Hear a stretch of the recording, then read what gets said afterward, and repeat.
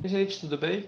O meu nome é Rodrigo, eu faço parte do programa de residência pedagógica da Universidade Federal de São João del Rei e hoje eu vou falar um pouco sobre o tema da semana 4 do PET 2 do primeiro ano, que é o tema da Lei de Proust. Então, o que é essa Lei de Proust? A Lei de Proust é conhecida também como a Lei das Proporções Constantes e ela tem esse nome porque ela fala um pouco sobre como as proporções são mantidas quando você muda a quantidade de um certo reagente. Vamos supor que a gente está fazendo um bolo, por exemplo. E para fazer um bolo a gente precisa de 3 ovos. Agora vamos supor que a gente vai fazer 9 ovos para fazer bolos. Então, se em 3 ovos a gente faz um bolo, quando a gente tiver 9, a gente vai poder fazer 3 bolos, certo? Porque como a gente triplicou o reagente, que é o ovo, a gente também vai triplicar o produto, que é o bolo. Isso também é real para as reações químicas. Se você usou 10 gramas de um reagente para fazer, por exemplo, 20 gramas de um produto, quando você gastar 20 gramas desse reagente, que é o dobro, você também vai gerar o dobro do produto. Então, como antes era 20, agora a gente vai fazer 40. E como que a gente sabe que essa proporção é mantida? A gente pode dividir essa massa de antes pela massa de depois. Então, por exemplo, chamando essa massa depois de M'. Se você tem 3 ovos para fazer um bolo e depois 6 ovos para fazer 2 bolos, a gente pode dividir a quantidade final e a inicial do ovo, que no caso vai ser 6 dividido por 3, isso vai dar 2, certo? E se a gente dividir a quantidade do bolo também, então se a gente dividir 2 por 1, também vai ser igual a 2. Então essas proporções sempre vão ser iguais. Então a gente pode generalizar e a gente vai obter essa equação, que ela diz que essas razões vão ser sempre constantes. Então, para fazer isso mais claro, eu trouxe aqui alguns exemplos para a gente fazer. E se vocês tiverem qualquer dúvida, vocês podem entrar em contato comigo ou vocês podem olhar pelo PDF que eu disponibilizei na descrição.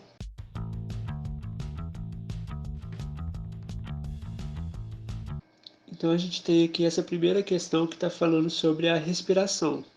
Então o que está falando? Que a gente respira o gás oxigênio, ele reage com a glicose e a gente produz o gás carbônico, que é expelido, e a água. E aqui embaixo ele deu para a gente essas proporções, que para 180 gramas de glicose e 191 de oxigênio, a gente produz 264 de gás carbônico e 108 gramas de água, certo? Só que ele quer saber aqui quantos de gás carbônico que a gente iria produzir se a gente respirasse, em vez de 180,16, 64 gramas de gás oxigênio. Então, para resolver essa questão, a gente pode usar a lei de Proust, certo? Como a gente só está falando do gás oxigênio e do gás carbônico, a gente pode considerar só os dois. Então, a gente vai ter, eu vou chamar aqui o oxigênio de O2 e o gás carbônico de CO2, que é a fórmula molecular deles. Então, pela lei de Proust, o que a gente tem? Que é a massa dividido pela... Eu vou colocar a massa linha aqui, que é a nova massa de oxigênio.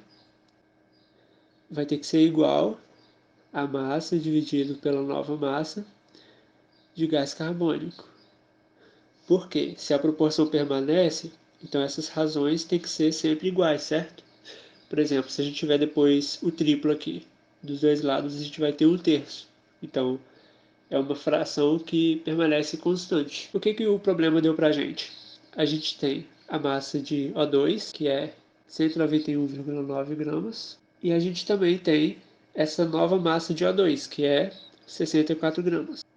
Isso vai ser igual à massa de gás carbônico, a gente tem 264,06 gramas. E a nova massa de gás carbônico é o que a gente quer achar, não é? Que a gente quer saber quantos gramas de gás carbônico que a gente vai obter com essa nova massa de oxigênio. Então eu vou colocar aqui o M, que é o que a gente quer achar. Se a gente dividir 191,9 por 64 gramas, a gente vai ter exatamente 3. Então, 3 vai ter que ser igual a 264,06 gramas dividido pela massa. A gente pode passar isso multiplicando e isso dividindo, certo? Então a gente vai ter que a massa vai ser 264,06 gramas dividido por 3. E isso vai ser igual a 88,02 gramas. Então a resposta para a gente é que quando a gente consumir 64 gramas de oxigênio, a gente vai produzir 88,02 gramas de gás carbônico.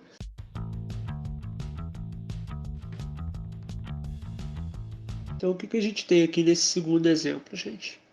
Está falando que a utilização não regulamentada de combustíveis fósseis, como carvão mineral, a fórmula molecular dele é o carbono, é um grande problema ambiental devido à emissão de gás carbônico, ou CO2, e outros gases que contribuem para o efeito estufa, seguindo essa reação. Então aqui a gente tem o carbono reagindo com o gás oxigênio, que é O2, isso forma o CO2, que é um poluente e contribui com o efeito estufa. Então nessa tabela aqui a gente tem as proporções da massa em toneladas de carvão, que é necessária para produzir certa quantidade de gás carbônico. Então a gente tem, por exemplo, que 20 toneladas de carvão vai produzir 73,29 toneladas do gás carbônico. Então, a partir desses dados, esse problema quer que a gente verifique que essa reação aqui segue a lei de Proust. Então, o que é a lei de Proust? A gente tem aqui que a massa dividida pela massa linha do produto A, que a gente não sabe o que é, vai ser igual a razão entre a massa pela massa linha do produto B. Então, a gente pode ter, por exemplo, aqui o reagente e o produto. Nesse caso, o que a gente está avaliando? O carvão e o gás carbônico. Para facilitar, vamos numerar essas três linhas aqui de 1, 2 e 3.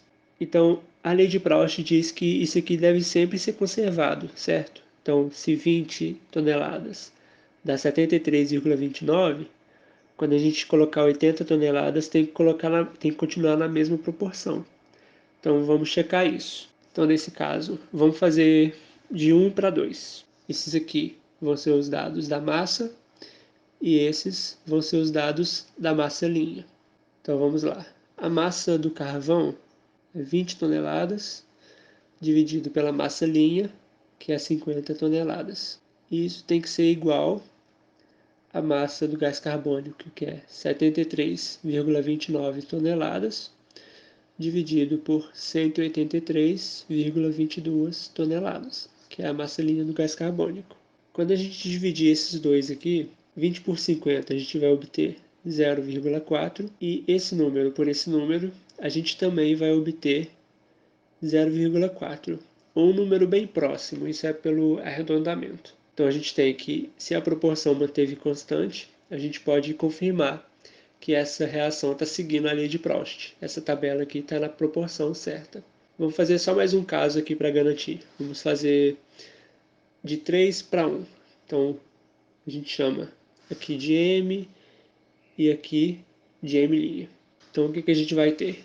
Que 80 toneladas de gás carbônico dividido por 20 toneladas vai ter que ser igual a 293,15 toneladas de gás carbônico dividido por 73,29 toneladas. Então, quando a gente dividir esse aqui, a gente vai obter 4. E se vocês dividirem esse na calculadora, vocês vão ver que o resultado também é exatamente 4. Então, mais uma vez, a gente pode confirmar que essa reação está seguindo a lei de Proust. Então, gente, o vídeo foi esse. Eu espero que tenha ajudado vocês a entender esse conceito da lei de Proust. E qualquer dúvida, eu estou à disposição.